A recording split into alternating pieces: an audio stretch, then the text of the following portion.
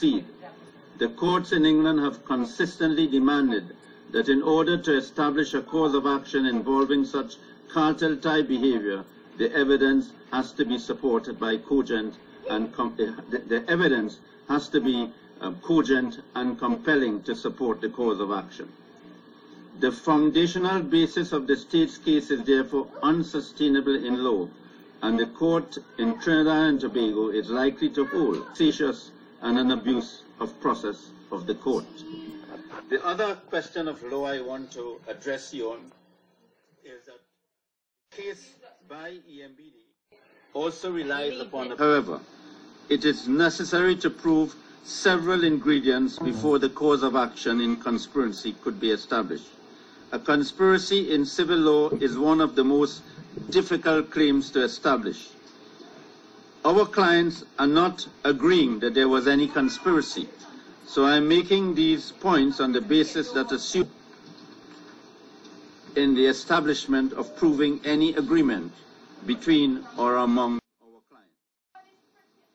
Civil government is claiming redress in the form of damages and compensation. Since it is a civil case, the case would have to be tried by a judge alone and not a jury.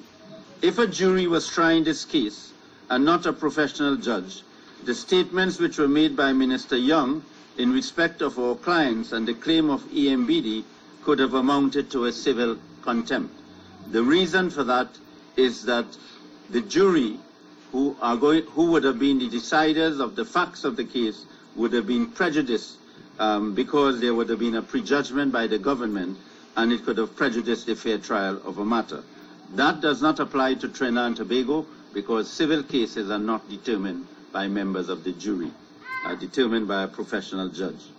In a famous case decided in England, known as the Attorney General versus the Times newspaper, the Supreme Court of Britain, which consisted of the same judges who sit in the Privy Council, held that where there was pre-trial publicity about the merits of a civil matter which was before a civil court, a newspaper which published public discussions and comments on the merits of a dispute before the court matter and amounted to a contempt of court. In that particular case, it was held that it was not a contempt of court. I mention these matters to you because you, as the public now, you are the jury of the facts, and you would ask yourself the question that if it is that the state had such a strong case, why would the state be going to the public for the public to decide a case when this case has to be decided by a professional judge? Differences between evidence and statement made by Minister Young. The difference between evidence and statements made by Minister Young. Now, this is very important for members of the public to understand. It's not everything that is said or every statement made or every fact about a case could be admissible as evidence in a trial. And it is important for the members of the public to understand that, so that not everything which Minister Young said in his statements to the media would constitute or can constitute evidence in a trial. In other words, in law, there is a distinction between statements and evidence. In order for statements to become evidence, or in order for matters which are being relied upon to become evidence in law, the law sets out conditions for those statements or other matters to be admitted as evidence and filed by the government, but then the government cannot produce the law to support that that evidence is admissible, or produce the evidence what is stated in the pleadings for the purpose of establishing the cause of action. The judge would then have to dismiss the case of EMBD. Now, I don't want to go into some of the facts because I would fall into the same error that Minister Young fell into by trying to get the public to determine the case. But there are matters, if you can consider, there are matters which you can be engaged in everyday life, but that doesn't necessarily mean that that becomes made by Minister Young. The government normally, if it has a strong case, would not go to the public and make statements about the strength and merits of its case. The government would normally have all its evidence and present it to the judge for the judge to make a determination. In this case, however, the government argued the merits of its case to the people. I have no problem with that.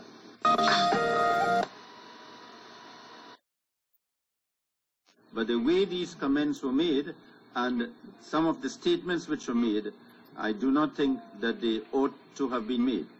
Be that as it may, we are of the view that we have sufficient evidence in which we can show that the evidence on which the government is relying cannot constitute a civil cause of action. Gross irregularities in EMBD making its counterclaim. A most important aspect of this case is whether EMBD gave authority by its board of directors to have the counterclaim of EMBD filed against the contractors. Now let me see if I can explain to you. A company in law is different to an individual company. EMBD is a special purpose company incorporated under the Companies Act and governed by the provisions of the said Act. The counterclaim proceedings of EMBD were not signed by any member of the board of directors of EMBD. It was instead signed by a mere employee of EMBD, and this employee has not shown on the face of the claim that she had any authority to institute the proceedings in the name of EMBD. The legal effect of that is that EMBD in law did not make any decision to institute these proceedings. So if it is that EMBD, on the face of the proceedings, cannot establish that was filed in the name of EMBD, then on that basis alone, the government minister communicated with the board to put pressure on the board for these proceedings to be filed. A government can decide that they would pay it, but it may be different governments at that time when this matter is determined. Or there may be another government, but a government can always decide that if there is a judgment against board members, that it could pay that sum of